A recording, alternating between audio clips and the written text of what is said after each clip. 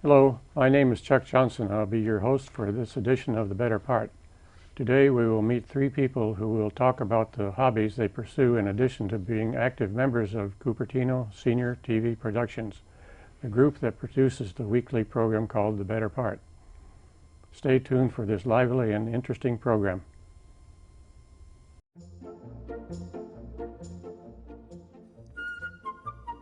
Welcome to The Better Part, a program that encompasses a diverse spectrum of topics important to our community, which we hope will both inform and entertain you.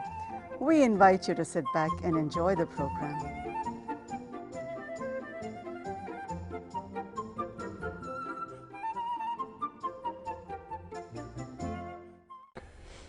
I would like to introduce Diane Benedetti I'm glad to be here. and Jerry Oliver Hi, Chuck. I'm glad to be here so I can share my hobby with our viewers. and Sarah Doxiadis. Glad to be here, and I brought my tent with me. I'm ready to go. Very good. Diane, please tell us about your hobby. My hobby, which I've only recently decided was a hobby, is collecting old radio shows. I have been doing it for quite some time. How did you get interested in old radio shows? It was interesting. In the 70s, some radio station was playing old radio shows about 10 o'clock at night. And I found myself staying up and listening to them. And then at one camp out, I was visiting a friend in a tent trailer, and she was playing a radio show. She told me that she had been recording them off the radio and then bringing them to the camp out and playing them. So I had to start doing exactly that. So all the first radio shows I had were recorded off the radio. What format do they come in, cassette or CD? Well, now they come in CDs and cassettes, but at the time, and for the next 30 years, they only came in cassettes. And now, when CDs came along, they started going into CDs. Do you have a lot of them? Probably, I was counting them, some 400 to 500. And they're very, very interesting, all of them. Whose radio shows are available? Well, I brought some samples. My absolute favorite radio is Jack Benny. Oh, yeah. And he's on CD now, but I do have lots of his on cassettes. My other favorites are Fibber McGee and Molly, and George Burns and Gracie Allen. Tell us about the samples you brought. And I also brought Gunsmoke, which I actually have bought twice for my husband's birthday.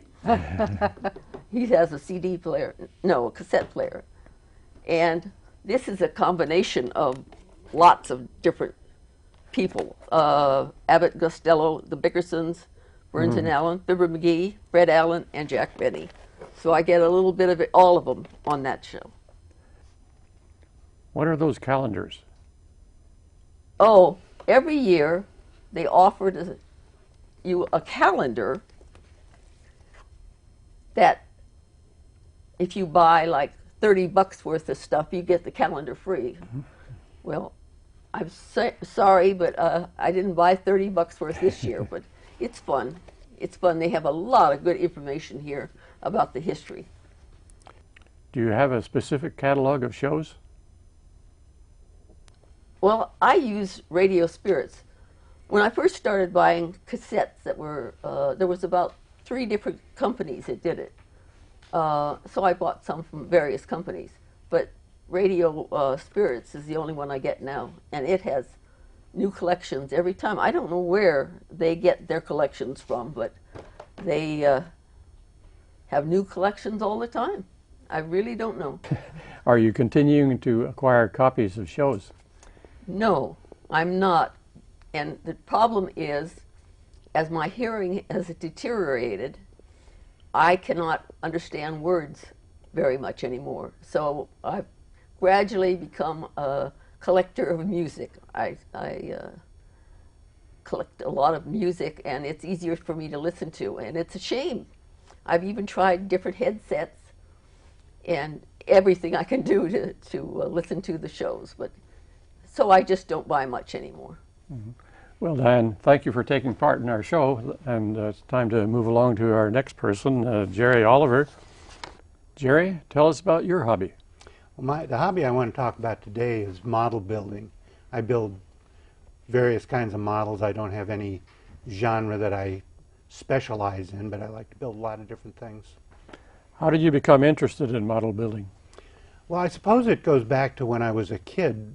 I grew up during and right after World War II, when there were plenty of action movies, and as kids we were just enthralled with that, even though it wasn't they weren't the most honest movies you saw, but we really were enthralled by the aircraft and the action that goes on with the aircraft. And I suppose at that point, all of the kids in my neighborhood were thrilled about building models, and we all built these very poorly constructed models. We didn't possess the skills, so that's where I really got started. The balsa wood airplanes. Right, I remember right, those. trying to sand the bodies into a fuselage that never did turn out to look exactly like the real thing. But as I went through my life, and I sort of fell away from it, and then when I got into my 40s and I started playing around with it again, I realized that there are tricks and skills to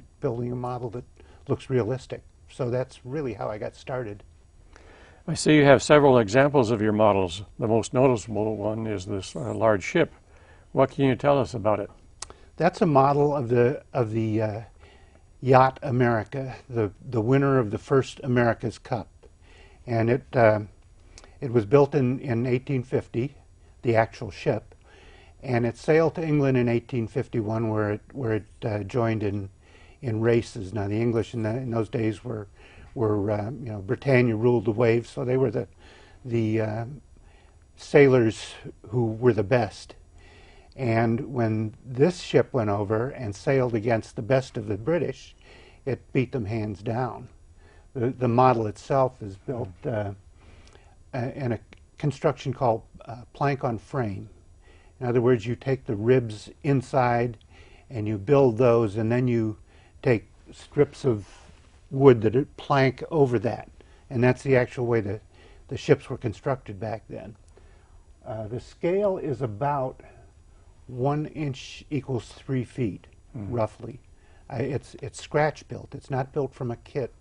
So all of the parts were I just formed them out of wood.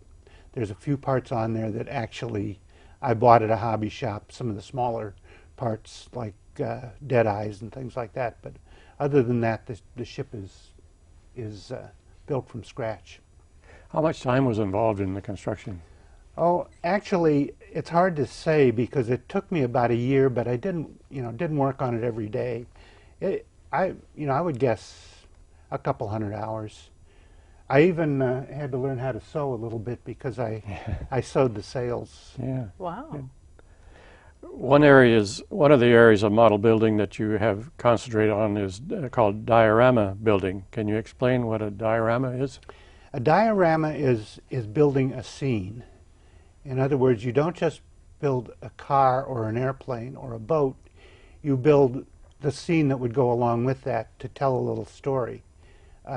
You might go to a museum of natural history and see scenes of wild animals, or how Indians might have lived in the 16th century or 17th century, and they'll have an entire, like a village or maybe a family portrayed in a scene. Those are called dioramas. Those are life-size dioramas. The ones I build are just things you could put on the tabletop. And these are things you keep at home, or you're not building them for someone else, are you? No, I just build them for my own pleasure, and I look at them when I want to, and I just enjoy looking at things that kind of look real and have a meaning. You've brought some examples of dioramas. This World War II aircraft scene looks quite interesting. Why don't you tell us about it? Okay, that is a scene from the Battle for Britain. If you recall, that was when the Germans were going to take over Britain, and they were going to do it from the air. And the British had a much smaller air force than the Germans did. But through good management of aircraft and good leadership, they defeated the Germans.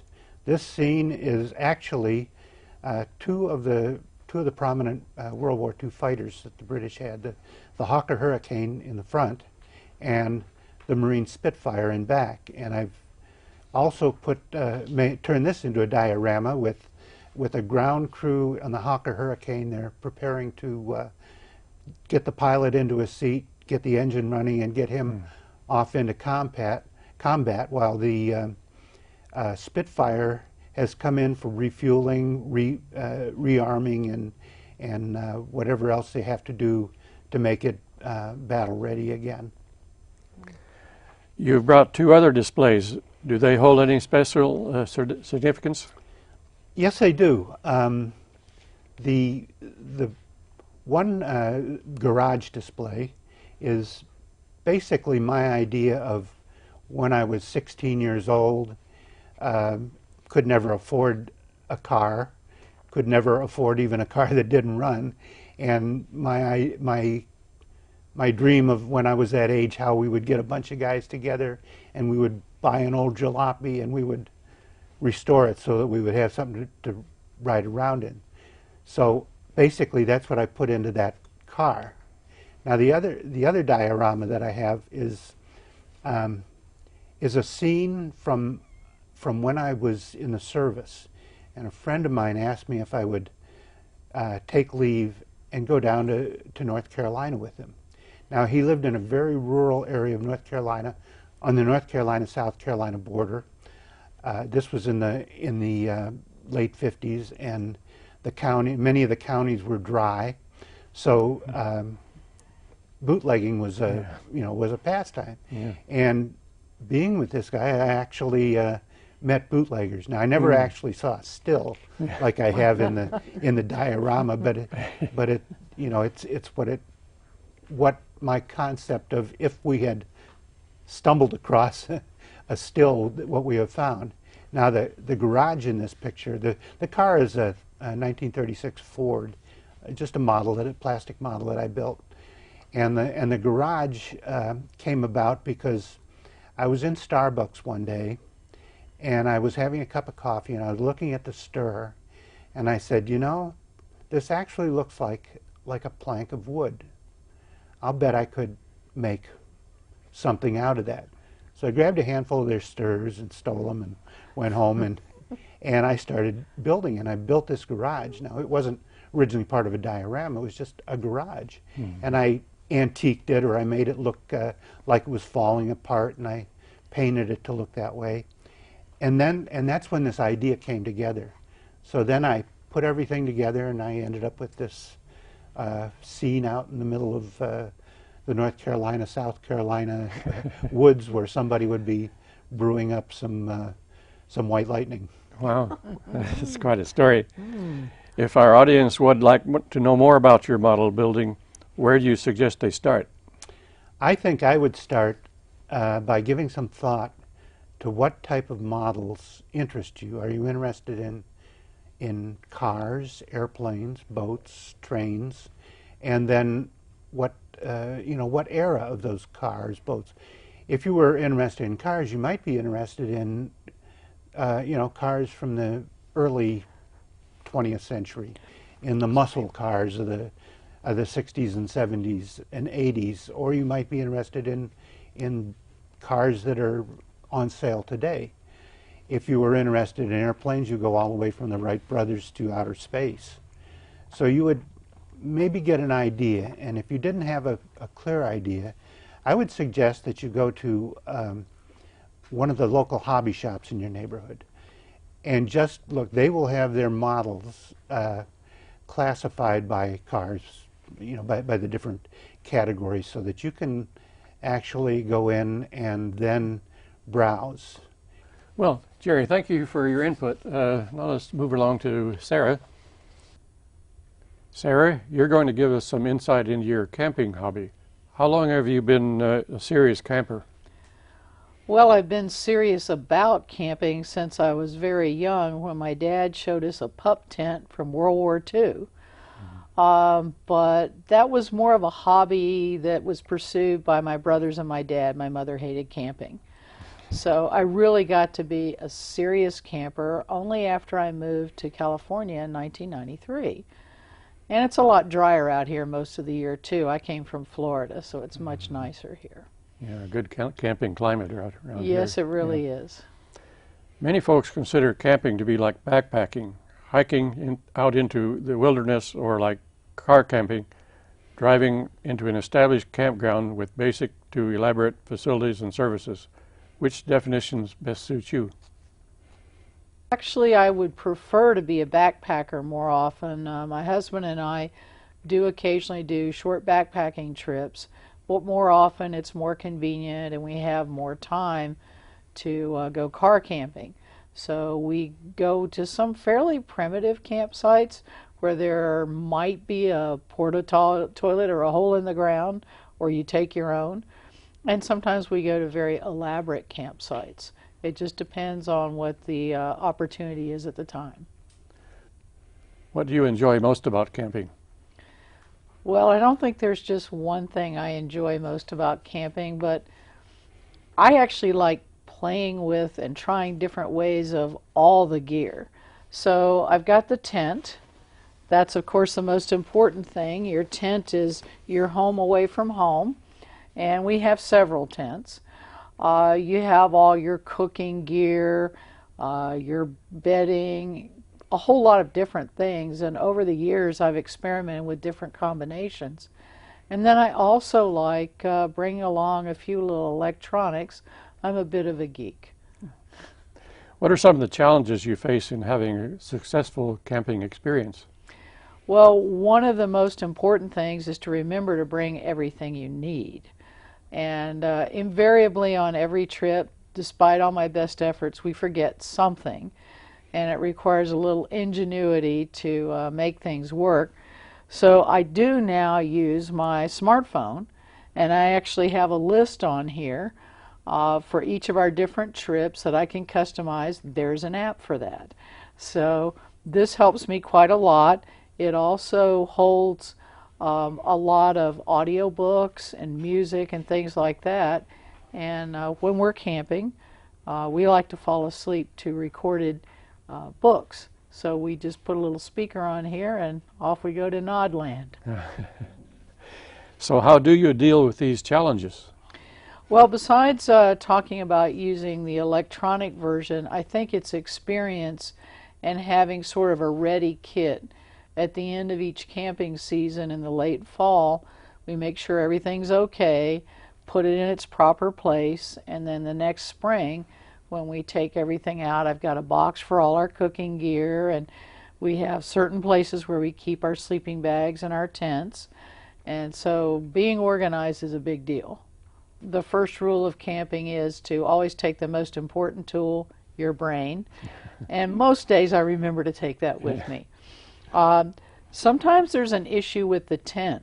One time we got down to the campsite and realized that we'd brought everything with us except for the rain fly for the tent. Luckily it was a very warm, dry summer period, and we lasted 3 days without a rain fly and not a lot of privacy, but it was okay because we figured out that we didn't really have to drive back home. We would be okay. The more interesting time, I think, weather-wise, was I came from Florida, as I mentioned. We went up in the Sierra with a group of friends one October to go camping as a group, and it was chilly, but it was October, so nobody really thought it was going to snow. Well, it did, and I'd never camped in the snow. And so we realized we better put something on the ground besides the tent floor to keep it warm in there. We grabbed a wool blanket, threw down our sleeping pads and our sleeping bags, but it was cold. Yeah. And in the middle of the night, I realized we hadn't been sleeping much, and I turned to my husband and I said, you know, when I just turned over, there were fireflies in the tent. And he goes, no, we're up in the Sierra, it's the middle of the winter, there are no fireflies. And it was because despite the snow, the air was so dry and there were so many synthetics in the tent, we were actually sparking when we moved around. Well, that's a story that gets told on us a lot. Yeah. We learned from that trip. And I guess some of the other times we've been really lucky. Most of the time we are in good weather, but one time we were up down in the southern San Jose area, camping up at Uvas, and it was in April, and we had a microburst, and our tent got pelted with little pellets of ice. Oh. And you don't really expect that. You're not ready for it, and we ran into the tent right away so we wouldn't get hit. And when it was all over, we were shaking off glowing little blobs of ice everywhere from a hailstorm in April. Now, the tent model you brought here, is that a model of a tent that you actually use? It is. It's pretty much a scale model. It's a model I borrowed from the store where I actually bought the tent. And this is called a Habitat. And you'll kind of notice it has sort of round openings to it, sort of like a hobbit house. It's quite roomy inside. This is a 4-person tent that we have. This is the 6-person model. And we've gotten lazy in our golden years, so now we have a queen-sized expanding cot that we put in there with an air mattress and all kinds of stuff, and we still have plenty of room to get around in the tent. And we have a little garage, so if the weather's bad, we can sit in our chairs. So it's a true home away from home. Okay. I was trying to think if there's anything else. I think the biggest adventure is finding a place to camp. And my husband hadn't really camped much in this area. So one of our favorite places is called Butano. It's a state camp. Yeah. It looks like Butano, but it's pronounced Butano by the locals, and it's just outside of Pescadero. We like to go up there. It's in tall cedars. It's cool in the summer, so on a hot summer weekend or week, we can go up in there and camp for a few days. And it's all enclosed. You feel like you're in a forest cathedral. All the tall trees, and a lot of times on a cloudy day, it's actually dark in there. So we'll take a lot of hikes and go geocaching and do all kinds of adventures away from the campsite during the day. Geocaching, can you explain what that is? Well, in a nutshell, geocaching is hunting for treasure, for hidden treasure, using a little GPS unit. And when we're... Several people compete in this. Yep, you can compete with people. You don't have to. You can compete with yourself. And these days there's an app for that. So sometimes when we're in a park that's close enough to cell phone coverage, or not even, if we're not even camping, sometimes we go down to the beach from our campsites. You can geocache with your cell phone, and you find little treasures. You'll find things that have traveled around the world, and it's your job to keep them moving. It's kind of a fun little hobby to go along with the camping hobby. When camping, are there any special concerns about security? Yes, you have to worry about animals. So the skunks aren't too bad. You just give them a wide berth. When we were on that camping trip up in the Sierras, when it snowed, there was a big sign up there saying, "Warning, a young 60-pound bear has been found in the area." And so you had to make sure to put your food in a bear container. And I didn't realize how big a bear container is. There are these great big metal boxes, at least where we were. This was a Forest Service camp. And inside it was the trunk, the base of the trunk of a tree about this big around, to keep it weighted down so the bear couldn't pick it up and throw it to pop the door. It has a special lock on it, and it can hold 4 or 5 coolers and all kinds of stuff in it. And you had to lock your food up in there and all your toiletries and things, so you didn't get to meet the bear. We didn't see the bear on that trip. We took care to make sure we didn't. Do some people bring firearms when they're camping? These days, most people don't. In California, of course, you have to have a concealed weapons permit. And some of the campgrounds we've been to, there's some really exuberant party goers, and I'm glad that there aren't firearms in that area. Most campgrounds in the area won't allow firearms. Diane, Jerry, and Sarah, thank you very much for coming to the studio and telling us about your hobbies. Well, I enjoyed it quite a bit. It was good to hear a little bit that there are other campers in the group. Yeah, thanks for having us. I had a good time. Thank you. I love listening to Jerry and Sarah. It was great. Thank you, Chuck. I enjoyed it too.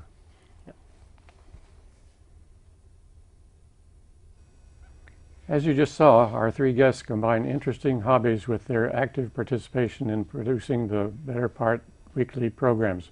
Staying active in our senior years is a surefire way to stay healthy both physically and mentally.